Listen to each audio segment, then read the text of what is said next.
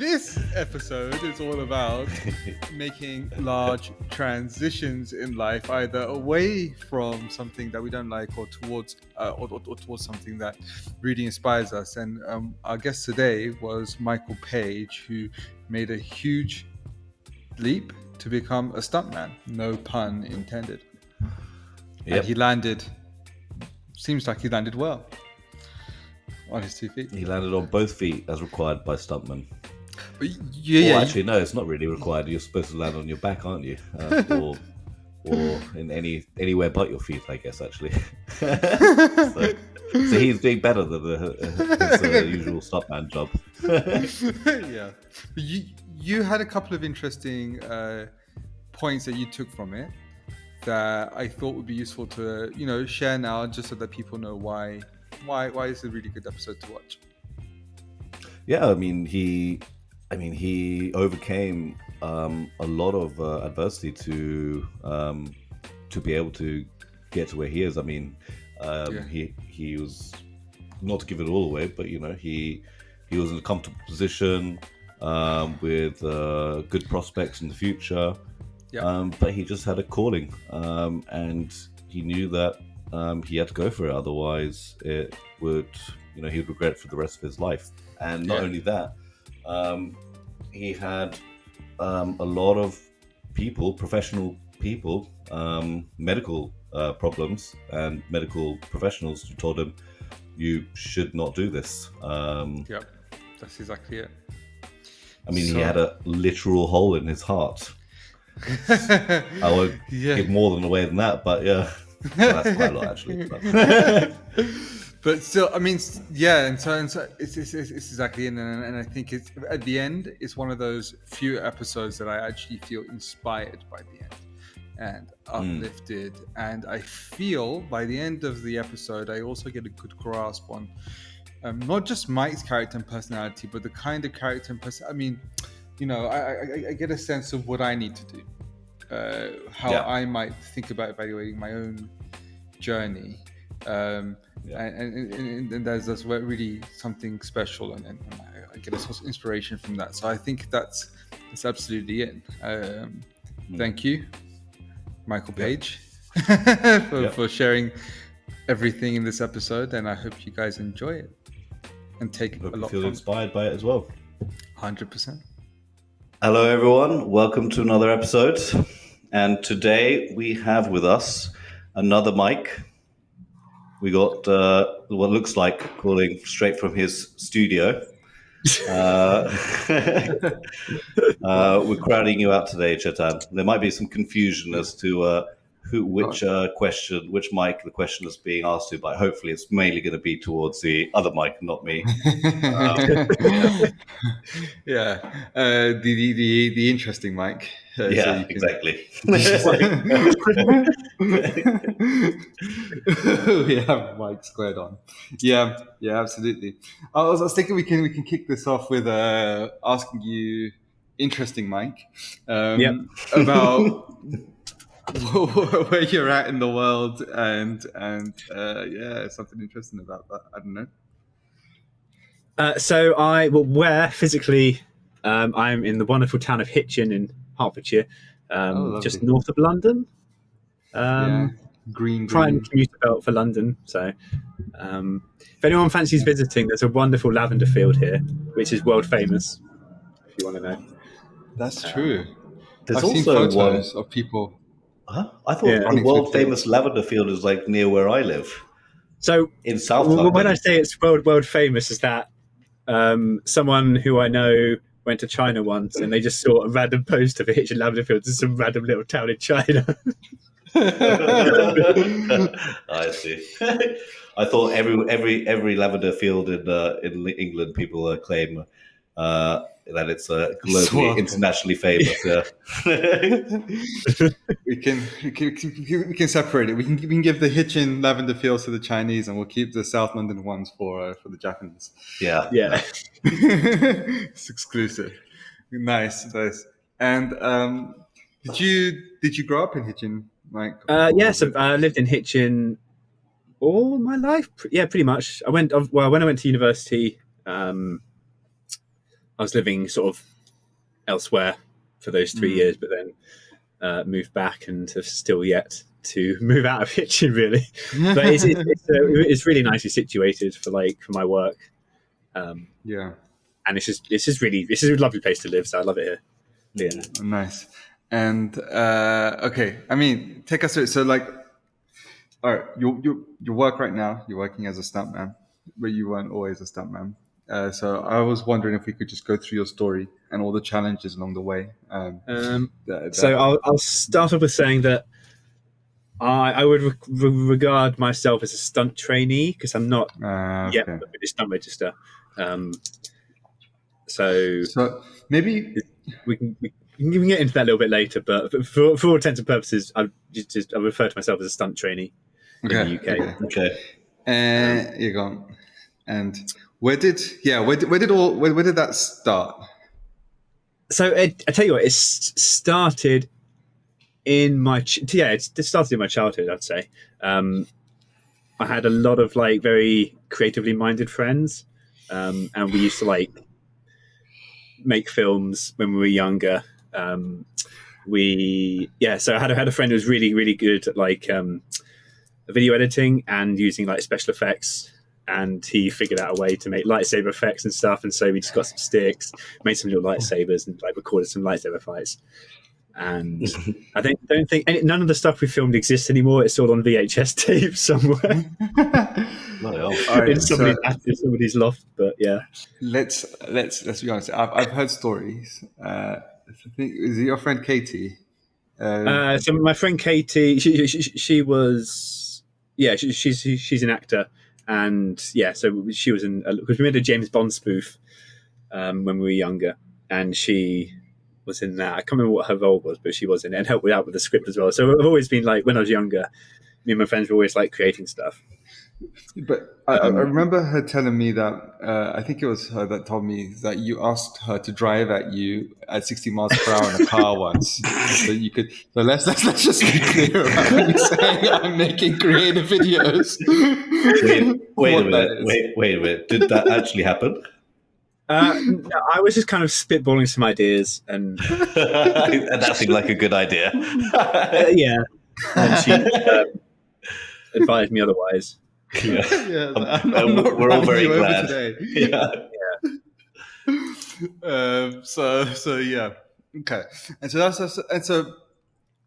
think the cool thing is a lot of our dreams, a lot of the things that we want to do start off when we're children, but then what happened after that? Did you pursue it or? So it was when I was a child. I was it was my childhood dream to be a stunt performer, but I'd kind of just passed it away as a pipe dream, I guess. Something that it would never really happen. Went off and did the whole life thing. Went to university, got a job. Went back to university, got another job, and then I was sat at work it was probably about 4 years ago. No, about 4 years ago now. And it just suddenly clicked in my head, you wanted to be a stunt performer when you were younger. I wonder if that's actually possible, and how would you go about doing that? And I spent the afternoon at work on the computer, researching it. And then did some research, found out about some courses that companies do for screen combat, and thought, let's just go and give it a try and see what happens. That's kind of the start of it all. Yes, Mike. If I can ask, what age generally do stuntmen start training? Is that quite? Do they usually? I mean, because you said you passed it off as a pipe dream, but do people, if they actually if they're not, are they usually starting quite at a young age? Or so I think the average age probably maybe the early 20s, I guess. Okay. But then you do get some people. I think somebody got onto the stunt register a couple of years ago who's in his 60s, perhaps. Really? That's a kind of a rare thing. So probably the average age is kind of for starting in their 20s, but I know people who are in their 40s who are training for the stunt register. So and what age did you feel you wanted to go? What age did you start basically? When I was 29, I think 28, 29, around there. Okay, so it's not that late then, kind of. No, not too. Yeah. I mean, yeah, it's not too late at all. Okay. So, Looked like Chetan had a question. No, it's just a silly question. It was like, do you rate Tom Cruise as a stuntman? Oh, absolutely, No, he's rubbish. He only hung from a moving flying plane or something, didn't he? I don't know. It's just good to ask like an actual person in the industry. I mean, like, there is a discussion to be had about the appropriateness of actors doing their own stunts. And because effectively we're stunt guys are there because they're like disposable. You know, you can injure them as much as you want, and you can just get another one if they get injured. Whereas with actors, if they injure themselves doing a stunt, then that puts the entire production out for like however long, and that's people out of work. So there's a discussion. You can have a discussion about whether actors should be doing their own stunts and stuff. But no, I think Tom Cruise is an absolute machine. I love the man. Yeah. Is there a greater stuntman that you aspire to?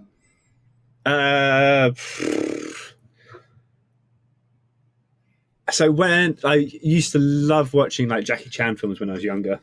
I think his fighting style, because he's like, so his fighting style is very kind of like action comedy. Yeah. And I really like that. I love like the combination of like having a really solidly well put together action scene, but yet it's still funny to watch at the same time because he's like using like fighting like ladders. He's doing like drunken master style, and it's like absolutely fantastic. I used to watch when I was younger. When you watched Rush Hour, were your favorite parts the outtakes at the end then? Because I always found that hilarious. And then, when you see like the failed stunts at the end, and it's so hilarious, when he's like tries to jump up a wall and he fails, or he tries to jump through a tiny little narrow gap. And, like just completely hits the wall and bounces back. Those are the best. I mean, it's good to watch those because it kind of makes you realize, it takes a lot. It takes a lot of time. And there's something that's quite different, like when you like with the difference between like one difference between like the Hong Kong like action scene and like the like Hollywood Western action scene is that they'll generally give like a lot more time to the action scenes in Hong Kong. So like Jackie Chan will have like hundreds of takes trying to do something just to get that like one perfect take, whereas you often don't get that over this way. Yeah. Okay, that's interesting. The cultural difference there. And so, okay, nice. I was just curious, like just to, So take me back to like, so you were working. What was your work at the time when you were, So I used to work for a company that did like quality control of construction materials. It's like asphalt, concrete. So I could bore you to death on road surfaces. If you want to have another podcast about road surfaces. Actually, when we were in Colombia, when we were driving around, you were explaining to me all the different road surfaces and how they'd laid them wrong or the issues that were going to take place. And I found it super useful. So I think, I found it super useful. It allowed me I actually started reading it off to other people. Like going, they're laying it like this now, but it's not got the proper drainage underneath, so it's going to start developing potholes at some point. I think if you're a cyclist, you generally appreciate good roads as well. Like because I cycle to work every day, and I do the same route every day, and I look forward to certain parts of the road. And it sounds very sad, but like this part is nice. I don't like this part of the road, and sometimes when it's raining heavily, this part, like the water, when I cycle over this part of the road, the water doesn't like come like back onto my arse. You have like mud guards and mud flaps on the back of your bike. That was stolen, so I haven't had one for a while. In Japan, believe it or not. But that's stolen. Still the most random things in Japan. Umbrellas and mud flaps. So okay. And did you enjoy the work? I actually I loved the job. It was a lot of fun because it was very. I've always been a very like practically minded person and very hands on. And the job itself, it was a lot of like physical testing. So for most of my time there, I worked in the laboratory, where we would get samples in from like all over the UK, and we'd do a variety of different tests on them. And so yeah, we really enjoyed it. But I kind of like, even though I did enjoy it, and it could have like turned into quite a fruitful career, as like an engineer in the construction industry, I just got that little itch thinking, Michael, you could, stunts, filming, fighting and filming and stuff. And it's okay, cool. And so it was just like a spontaneous itch, like it's just kind of I was appear. Yeah, it was almost like an epiphany, like a very mild epiphany that like snowballed, I guess. And just one day at work, you started Googling it, and then that's where it all started from, basically. Yeah, absolutely. Yeah, that was pretty much. What did you find on Google that then led to where you are now? Just classes? So it was the first thing I discovered. Well, the first thing I kind of like discovered and actively pursued was there's this company called the British Action Academy, which is run by a guy called Andreas, who was like, he's a stunt coordinator, been in the industry a long time. He was Ewan McGregor's stunt double in Phantom Menace, and did a lot of. So you know the fight in Phantom Menace, that everyone loves between Mace Windu. Between Darth Maul and sorry, not Mace Windu. Bloody hell, God! I'm wearing a Star Wars shirt. My Star Wars he pretty much choreographed all that and stuff. So he's absolutely fantastic guy, and he runs this these series of courses called the British Action Academy Warrior Masterclasses, and I signed up for like their first one, and it was the best decision I've ever made in my life, because it was absolutely amazing. So I met so many people on it that are just like-minded, who also train for the stunt register, and just love the art of screen combat and screen fighting and falling over and stuff. So yeah. So like when you joined this, was it the British Action Academy? Yeah. British Action Academy. At that point, were you thinking about becoming a stunt trainee, or was it just like, I'm just giving this is just like a side thing? Yeah. At that point, I think I didn't really know about the technical aspects of becoming a stunt performer in the UK, because it's a very like there's a lot of boxes you have to tick. We'll get to that. It's very interesting. We can get there a bit later on. So I wasn't really too sure about that kind of thing, that side of it. And I was more going just kind of like, to find out, do I enjoy it? How good am I at it? Is it like a worthwhile career to start pursuing? And it turned out, I'm not too bad at it, and I love it, and it's definitely a worthwhile career to pursue. So. How did you evaluate worthwhile? Because I think like that's actually a big question for a lot of our audience, is like trying to understand like how do they judge the idea of worthwhile. Worthwhile. Well, I think for me, like, because so after I did a couple of the courses and like started getting to know like people, we'd meet up and do. We'd film our own fight sequences because we loved it and we enjoyed doing it. And I realized that if I had like an infinite amount of money, I would spend all my time doing stunt work. Like if the work was there and it was unpaid, I'd still do it. I'd voluntarily do it because it's so much fun. Yeah. Basically, so you would spend all your money on that anyway. So if you're getting paid for it, at the end of the day, it's like a no-brainer almost. I'd be doing it voluntarily if I had the means to sort of survive without being. So ultimately, it sounds like it was an easy decision. Were you still working though on your other job at this time, or? Yes. Yes. In fact, they were very supportive. Actually, I had two really good bosses who kind of acknowledged that I was like kind of like wanting to go down this route, and they were very supportive of me, kind of like, oh guys, can I just have like 2 weeks off here to go like film and stuff? Well, which is probably a luxury that a lot of people don't get. and Were they giving? Yeah, go on.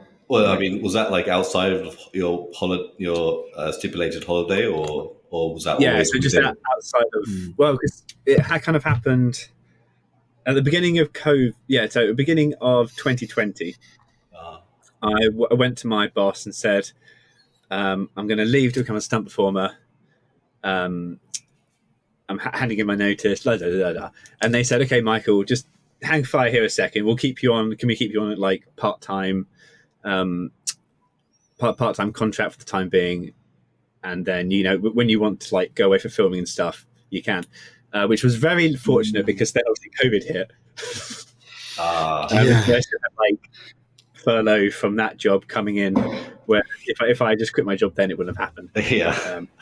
So, but then after that, then I stayed in the job for about another year, kind of like semi part-time ish. Like I'd kind of say, oh, can I have 2 weeks off to go onto this production and stuff? And they were like, yeah, okay.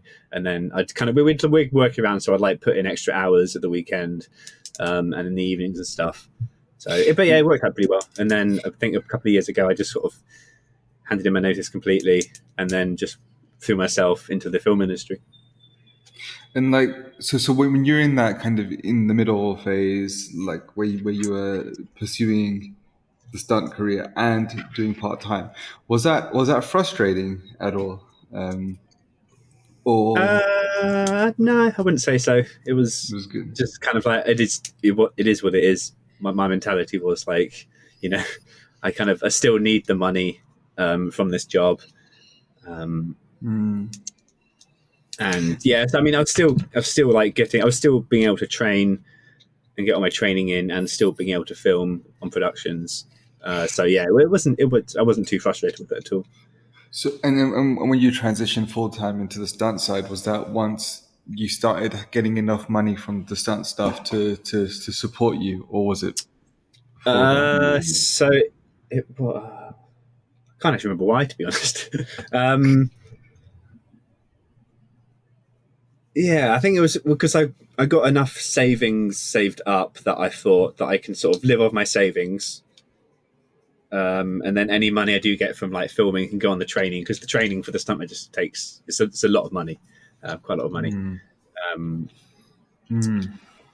So, and then I was kind of just like living off my savings for a bit, which I'm still doing at the moment because I'm making a fair amount, but obviously at the moment it's quite quiet because the writer's strikes. Oh yeah, of course. Which is just having a bit of an impact on the industry over here. Yeah. Okay. So okay, and so I mean, do you have a backup? If you're So I do. So I still do like Duke of Edinburgh work, which I actually started doing after I started going down the stunt route. Which actually, because I really enjoy that job as well. So I'm quite fortunate that I've got two jobs that I really enjoy doing. For those who don't know, what's Duke of Edinburgh? Oh, so in the United Kingdom, we have a scheme called the Duke of Edinburgh scheme, which it's about. What's it about? Torturing young children. So it's like a youth development scheme, I guess, where they have to do like volunteering. They have to like progress in certain skills, and there's the one part of it is like they have to go on like an expedition.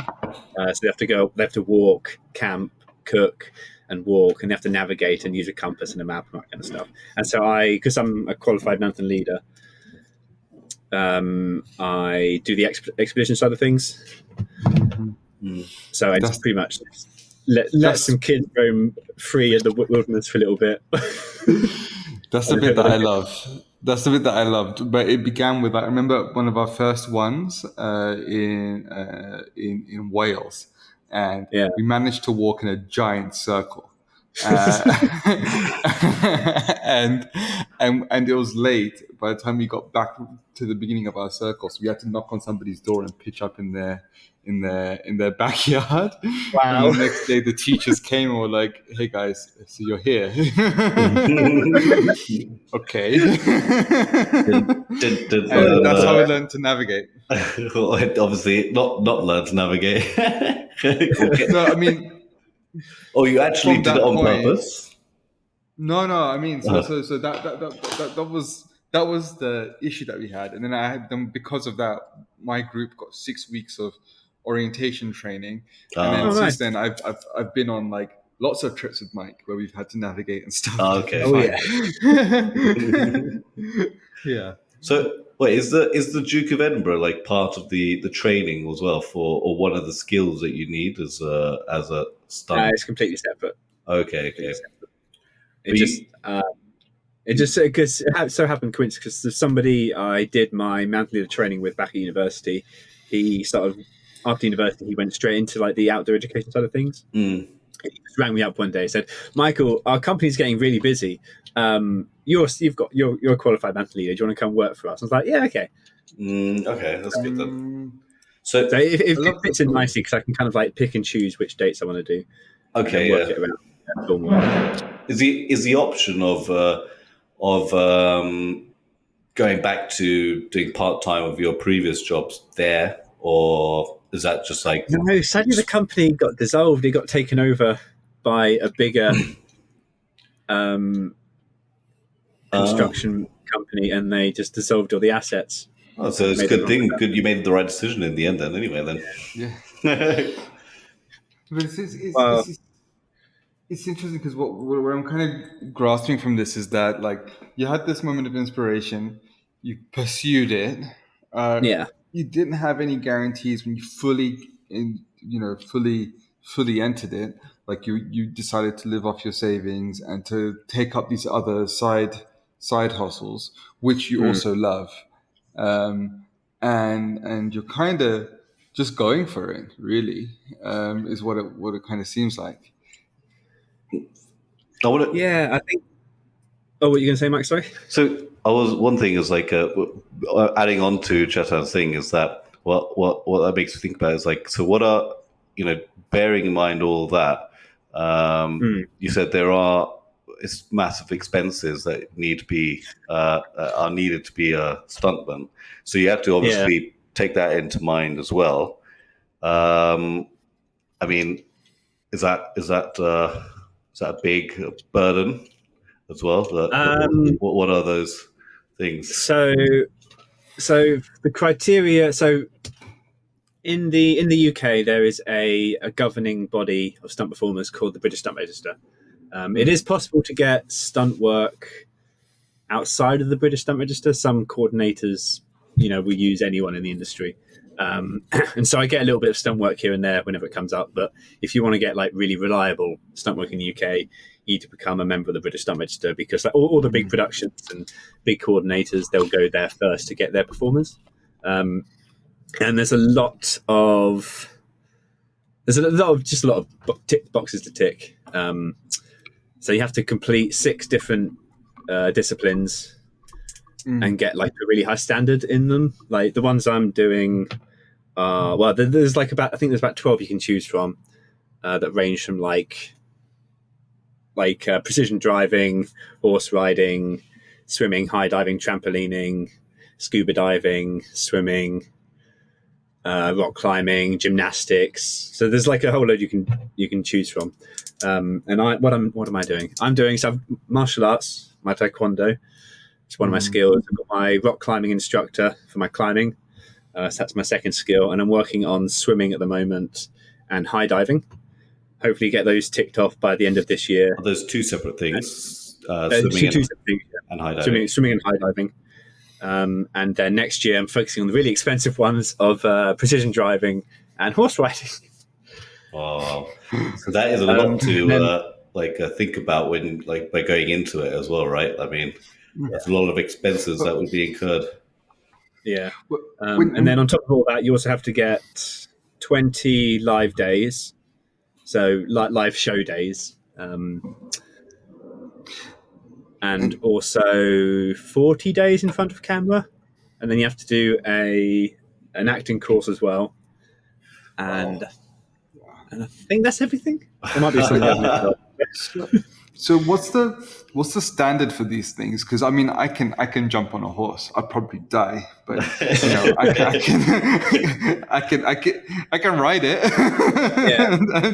So what's the standard for these things? So quite it's moderate to difficult. Also, it's not like are there actual it's not numbers something you like can you sort have of to be train able in for like to? a month and then you'd be there. You have to kind of like put quite a bit of training in. So obviously for the climbing, you have to get your rock climbing instructor. So you have to become an instructor.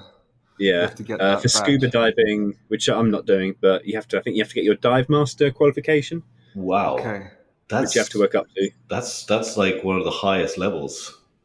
Yeah. Uh, Yeah. and how good do you have to be? Because I do bouldering, rock Yeah. climbing. How good do you have to be an instructor? Like what level? So you have to be able to lead climb confidently S4A, so severe 4A. But then you also have to get on your logs.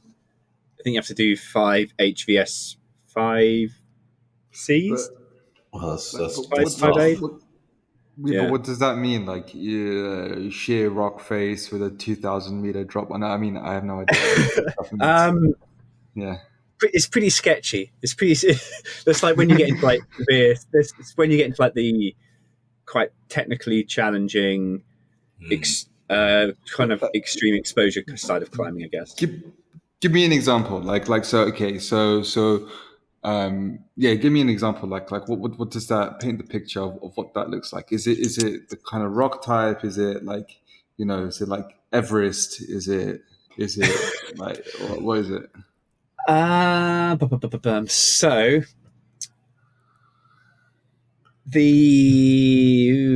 it's a good question, actually. Isn't it just the like how difficult the climb is, like the surface? I mean, the handles. What like like the Yeah. easiest grade So is that you can put all your full finger into it and then lift yourself Mm. up, as opposed to just putting the tips of your fingers in yeah. and then pulling yourself up. There's a big difference between that and being able to like really stick your hands in and then pull yourself up, right? So It's more than that as well, like yeah, flexibility. because it's like traditional climbing. So we place all our own gear into the rock to save us before. Um, so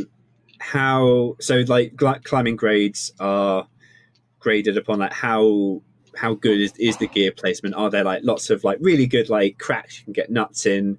You can get like cams in, and then also how exposed it is. So if it's like on the side of if it's like at a nice grassy stannage, like we're probably Yeah. climbing place in the Peak District where you just have like a cliff, or is it like over like a sea cliff kind of thing? So the exposure is going to the grade as well, but it's just challenging. It's not something you can kind of like. It takes a few months to build up to. A few months for you, mate. Because I mean, I say that because I remember in Venezuela, like there was this. I mean, it's hard to describe what the landscape there was like, but it's basically these Mars. it's basically Mars, these like pillars of slippery black rock, and there's just me kind of like trying to get in between them and just kind of like lean on them, and there's Mike just jumping like across 10-meter cabins, like grabbing onto the side of one and jumping back. I was like, what the hell is going on?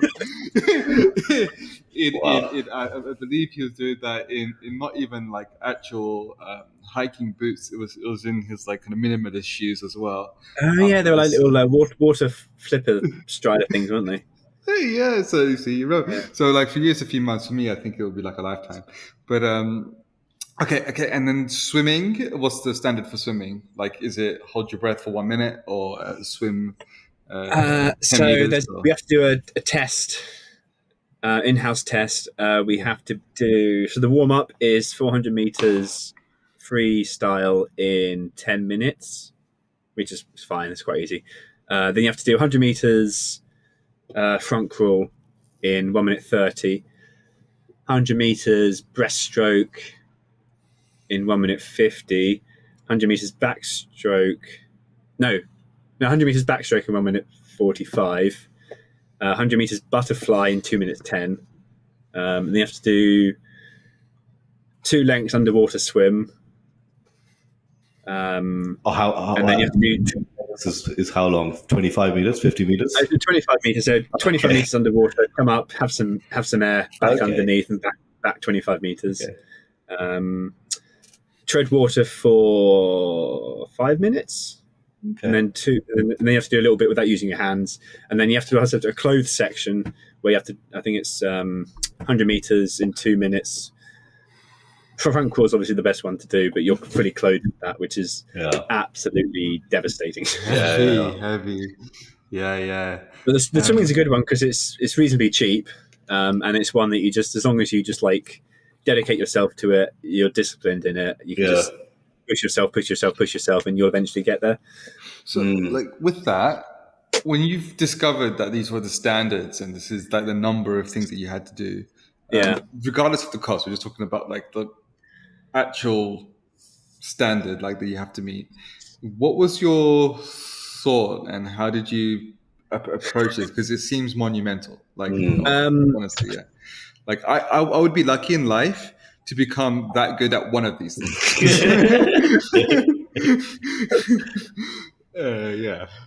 So it's something. So I think I didn't quite grasp when I first started reading it. I thought,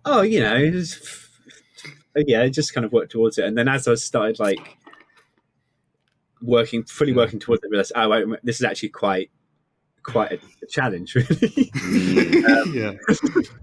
So it was something. By then it was too late. You jumped in literally into the stunt world, and then found out that these are all the things that you had to do.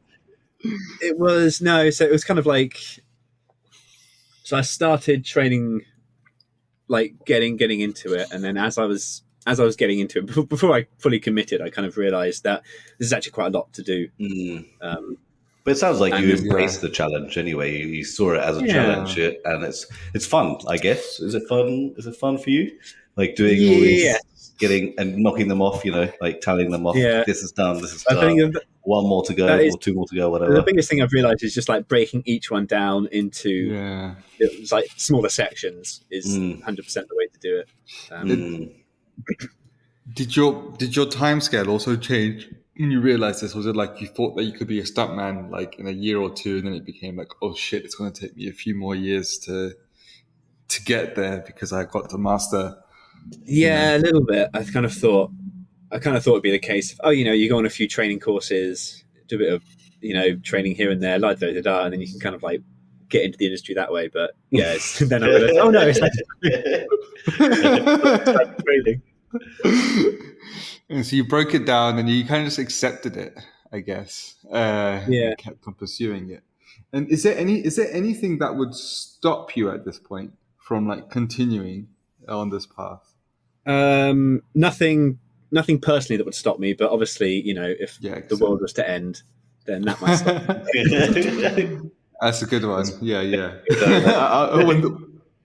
When the world ends, that's the only thing though. So I have no intention of like giving up or anything. Can I ask how many bones have you broken since you've started? None actually. Wow. I know, right? I don't know why I'm surprised by that. You should. I guess that's what you shouldn't have to do as a stuntman. But so I was originally going to start doing trampolining as one of my disciplines. I went to 2 sessions of trampolining, and on the second session, I really badly injured my knee.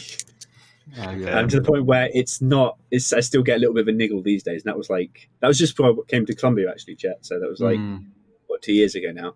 And then after that, I figured out that, actually, high diving is probably safer than trampolining. So I started doing high diving instead. Why is trampolining one, by the way? I mean, is that just like for falling? You need to so it's all about go to a trampoline. Aerial awareness and falling. Like from a high height, and then what you don't see of a stuntman is then falling onto a trampoline as opposed to solid ground.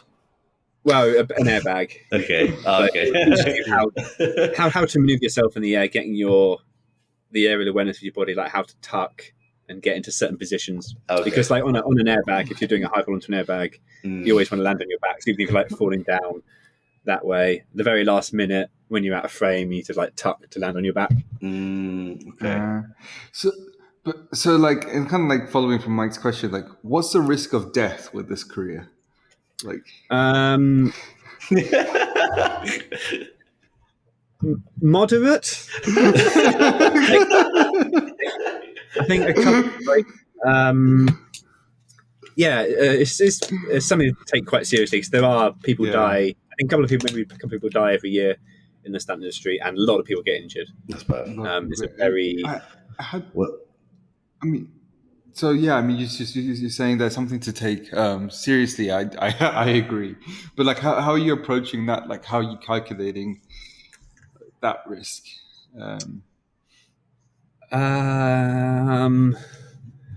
Just consider it, like, the thing is to realize that your body is what's making you your money, so you want to look after it and make sure it's in tip-top prime condition. And if you're kind of asked to do something that you don't feel is safe, safe in inverted commas, because nothing. Can I ask? Are most stuntmen, and women, are they generally kind of like think later, action first type people, or are they generally kind of like very conscious of their body and keeping it like safe, or are they generally just like go for it, kind of like types? Probably the latter. So that they're very conscious about their body and the safety. Really? Yeah. Okay.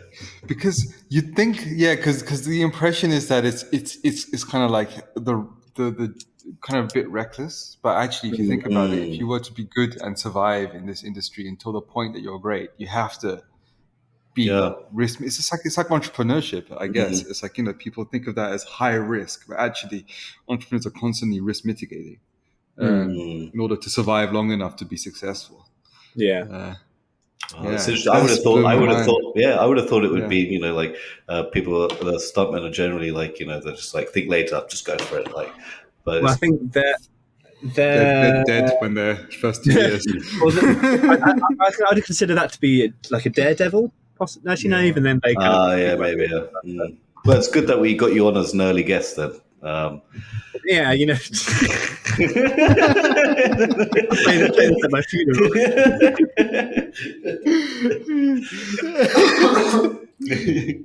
Fantastic. And would you say that there were any? Because like I think we kind of told the story now, but are there any particular challenges along that way that you would like to like just jump into that were barriers for you? Yeah. So I mean, my medical history has always been a bit sketchy. Like when I was 14, I was diagnosed with arthritis, and I've got a hole in my heart, so I have to kind of like play around those and keep be aware that my body isn't exactly very healthy. So that poses some challenges. That must be I've always been an issue for being a stuntman, though. There are lots of questions raised by people in the industry or from the regulatory system. As long as I have it down on the risk assessment, then it's fine.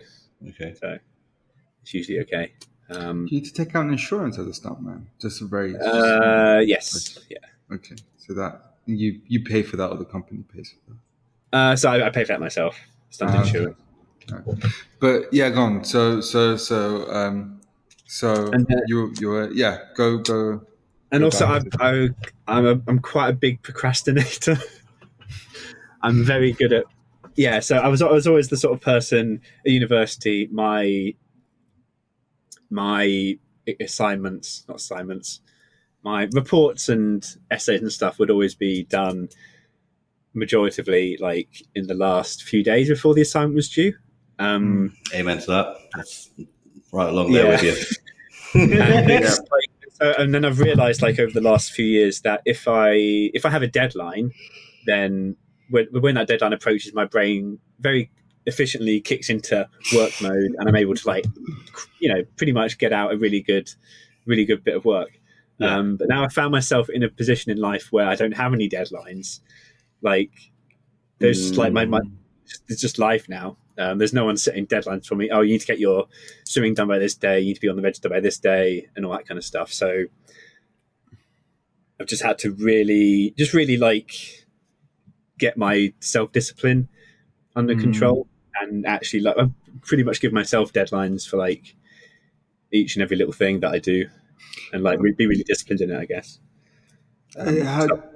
How did you develop that discipline? Like, was there anything that I mean, I think it's one thing to say I had to do it, but then was there anything? Did you build up to like developing that discipline and stopping? Do you have like certain things like you tell yourself you have to sign up to X number of things that have their own So I deadlines? have a little Excel spreadsheet that has everything that I need to accomplish, and I pretty much just sort of give myself like day-to-day things. Oh, doing this day, get some weapon work in, do an hour of weapon work in the morning kind of thing, and then you're swimming in the afternoon, and then just be disciplined and try and keep to the schedule that I give myself. I remember something that we made. I think now I just reminded of it early in when I was going on this direction, and you were starting your stunt thing. We made this sheet called accountability. Accountability buddies, yeah. And it was an accountability sheet that we both write in, and then there was like punishments if if we It did failed work. to. To be fair. It did. Like It for the did. time that we used it, it did work, and then I think we both just got quite.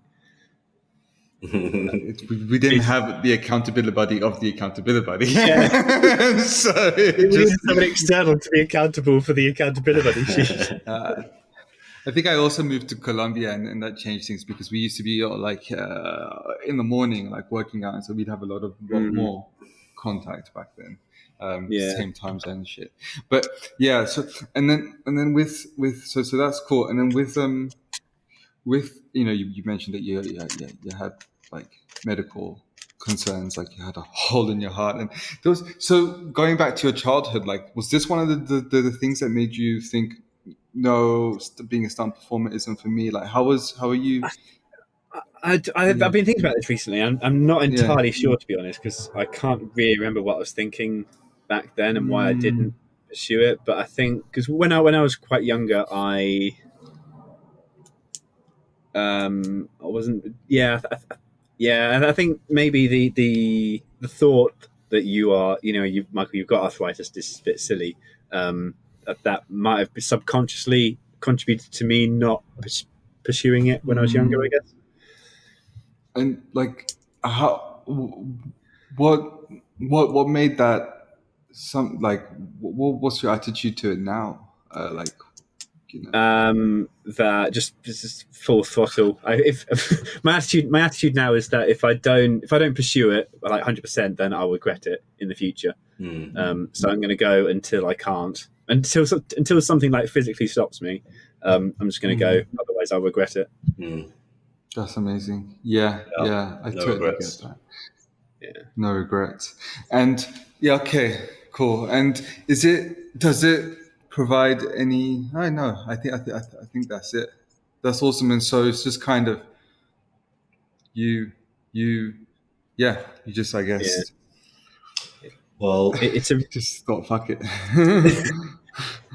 it's a ruthless industry though. I'm sure any actors or anyone in the film industry, any like performing arts people will know how it can be very soul crushing sometimes. Very demotivated. It's kind of like my motivation, like it's like a sine wave. It peaks and troughs at the time. Like if I get a string of good jobs, then I'll be highly motivated. But then like if it's you can go for times when you're being put up for jobs but you're not getting them.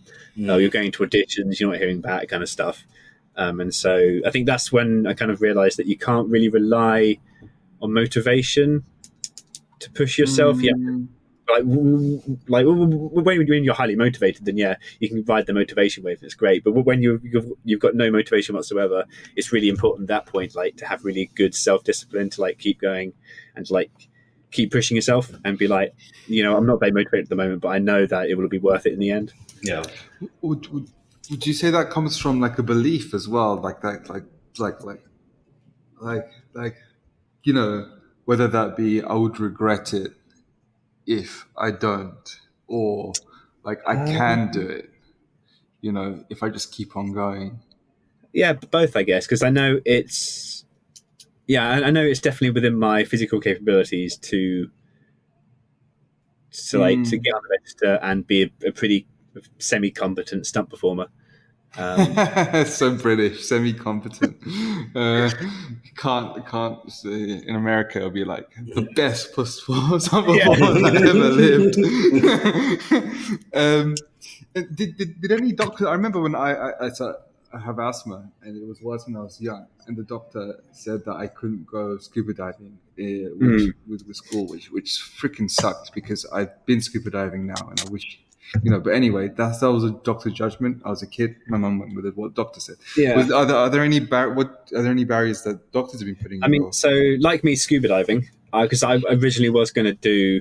I was going to do scuba diving as one of my skills, and then I spoke to my cardiologist about it, and he said, "No, Michael, don't do scuba diving. You'll die." I was like, okay. And I think all my doctors, I do feel kind of bad about this because all my doctors advised me not to pursue a career as a stunt performer. And which, what did you say to them? I can't remember. I think it was along the lines of, I appreciate you saying that, and I'm hearing you saying that, and I understand why you're saying that, but...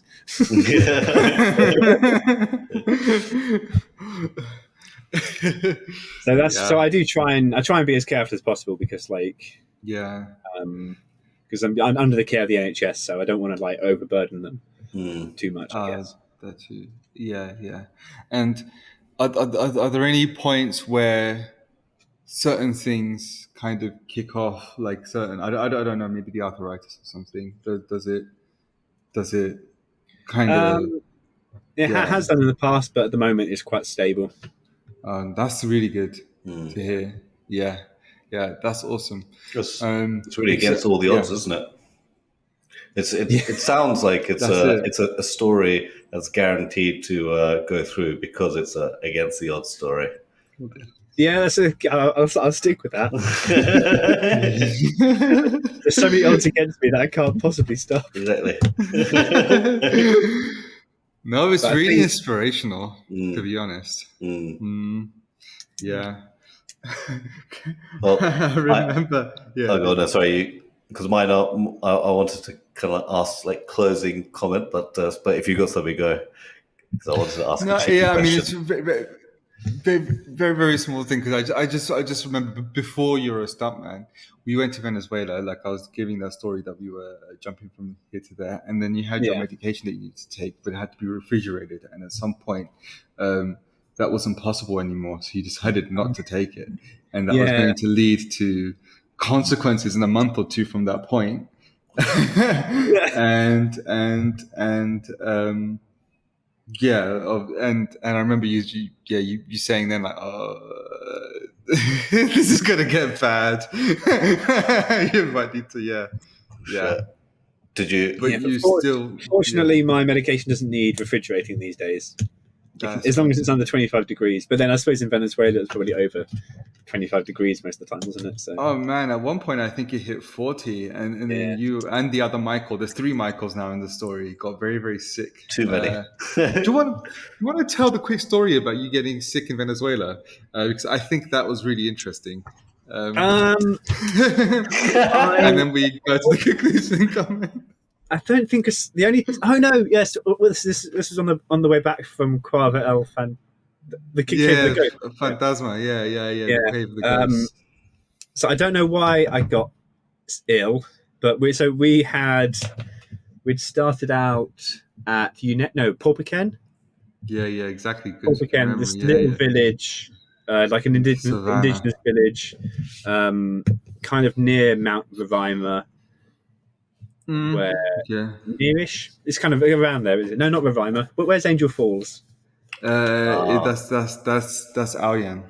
Aoyan, yeah. Tapu. So it's kind of nearish Aoyan Tepuri, and we went on this expedition, like a little, it was like a 4-day hike, wasn't it, from there to go find this place called the Cave of the Ghost, which wasn't a Yes. cave.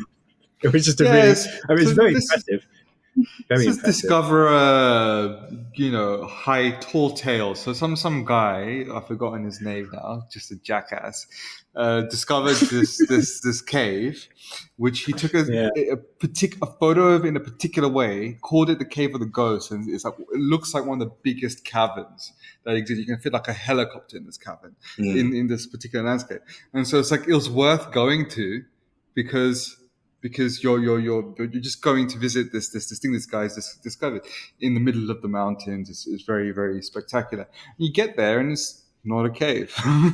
Just a jackass took a particular photo of it with a fisheye lens, and this is the truth of discovery, right? Like there's lots of like they it's like pirate tales, like look what I discovered, and yeah. so we were there and we were walking, but it was still pretty cool. We yeah. were Oh yeah, walking it was back. lovely. And we're walking back, and It's I then blasting just started heat and feeling really poisonous. kind of off a bit, and I thought, oh, it's fine, probably just a dodgy tummy.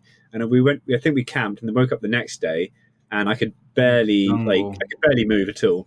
Someone else had to carry my bag, and we had like an entire day's like walk from where we were in the rainforest all the way back to the village, which was about 7 hours. Oh God. Yeah, easy. And all I was focusing on, like for that entire 7 hours, was left foot, right foot, left foot, right foot, throw up in the bush, go shit in that bush, left foot, right foot, go for shit, go throw up, left foot, right Oh foot. my God. What was wrong with you? Yeah. What did you have? I can't remember. I don't know what's wrong with me, but we got back to the Well, village. I can guess what was wrong. The team was supposed to be putting chlorine in the water. Turns Oh out that they yeah, weren't. They were just taking river water and giving it to us. yeah. Just like we So, were out there, we were being hyper sensitive. Like every single bit of water we were consuming ourselves, we'd pass it through like a water filter, and we're drinking that. And then we found out at the very end of the expedition that because our guide had been giving us, like, was it iced tea? yeah, that It was was iced some tea, sort of and a wasn't cold, but they had a packet of iced tea which they put into the water to give it the flavor. yeah. I Yeah. think we just assumed that they were obviously purifying it as well with like chlorine tablets, and then it got to like the last couple of days, and we realised no, they're just putting it like a jug in the river and then pouring this iced tea in it, powder in it, and giving it to us. God. Yeah, yeah. I Fucking thought hell. I thought And rainforest water is supposed to be quite pure because it's like filtered through it like the depends, ground. man. Um, Yeah, it I depends how guess high yeah. you are. Yeah. I reckon the water on top of the tapuris would have been Pretty fine good. to drink. Very, very good. And on the Jasper Falls, where it's this incredible landscape where all the rock is red, super slippery, but all the rock is red. Yeah, I would fall over just standing up, for example. Yeah, it was ridiculous. Like you were just standing there, you'd shift your weight slightly, and boom, you just play. Yeah, dead. gone. And Straight to Jasper's like it's such a hard rock as well. It's yeah. so dense that it would Wow. It's And painful. you got to see Angel Falls as well. We didn't see Angel Falls. Ah. We were just close by it. Yeah, we're close by, but you see waterfalls just 700 meters just flying out the side of mountains all the time. I mean, there. that the waterfall in the Cave of the Ghost was beautiful as well, wasn't it? Because that's why it was called the Cave of the Ghost, because the waterfall coming down the side of the and then it cavern. breaks into a spray and it spins. Yeah, and it gets blown by the wind, and so it's moving back and forth, and it looks really cool. yeah, exactly. So yeah, and so I think yeah. So that, I mean, we get to the village, and then Mike knocks out for like a day or two on a hammock, and Yeah. the tribe that we're living with, and I think the first Europeans to visit them after so the second Europeans to visit them ever. There was a German crew group decades ago that did it, and and they were very concerned about Mike. They'll give him like remedies, do little Well, prayers here the and head of there. the village did performed like a blessing ceremony on me, didn't he? To Yeah, like keep me safe. exactly. It's very nice. Yeah, and they liked you. Yeah, exactly. And then I woke up like later on and just had like my back was covered in mosquito bites. Yeah, it's a pretty harsh space. Yeah. Doesn't make you want to go to the rainforest. Oh no! Whenever I'm not in the rainforest, I want to be back in the rainforest. It's Yeah, the most yeah. beautiful place. In fact, I tell you what, like when I was younger, I could not. But when it was hot, I could not sleep in the heat at all, and I'd be tossing and turning all the time. But spending like a few weeks out in Venezuela now, like when it's hot in the UK, I can just sleep whenever. Really? Yeah. Amongst all the mosquitoes. I remember one time when because we were sleeping in the same tent, and I opened the tent. Mike was already knocked out, but the gap between, or you're already in, and the gap between the netting of the tent and the wall of the plastic sheet outside had so many mosquitoes. I couldn't see. Like it was hundreds of mosquitoes. So I had to spray it to get them to fly out before I opened it, because otherwise we'd both get eaten alive. Yeah. And, Oh my God. it's heavy, man. That sounds Deep awful. jungle. And do you want to? What? And then do you want to tell them the snake story quickly, Mike? Oh, so this was on the first day going up Akilpan. I think so. Yeah. So Yeah. we'd left a different village. This one called Unek, which is sort of situated just in front of Akilpan Tepui, and we were in the rainforest that's on the slopes of it, like the lower slopes of it, and I'm tired, I'm hot. I just kind of like we get to a point where we stop, and I lean up against a tree, and I suddenly like something in the tree rustles, and something hits my shoulder and lands on the floor, and I'm like, oh, something just fell out of the tree on me. And then I looked down, looked down at my feet, and thought, oh, that's a really cool stick. I bent down to like start to pick it up, and then it moves. I'm like, oh shit, that's not a stick. Like, oh shit, that's a snake. So I take a step back, and then I call Antonio over, who is one of our guides. Yeah. And he walks over to me, looks down at the snake, grabs me by the rucksack and pulls me back even further, and goes like, "Oh," they said, "Michael, you're a very lucky man." It's like was it a Pit viper? Yeah. It's kind of pit viper, like one of the most dangerous snakes in South America. God. If it bites Mike, he's done in 20 minutes, and there's we're nowhere near. We don't have any. We got a doctor, but he doesn't have antivenom for that. So it's and you were about to go pick it up. Yeah, that's what you do when you're like in a completely foreign environment that you've never been before. Oh God! Yeah, you're one lucky man. Yeah, yeah. But I think it was probably quite fortunate that he did fall out the tree, because it's obviously dazed and shocked little thing.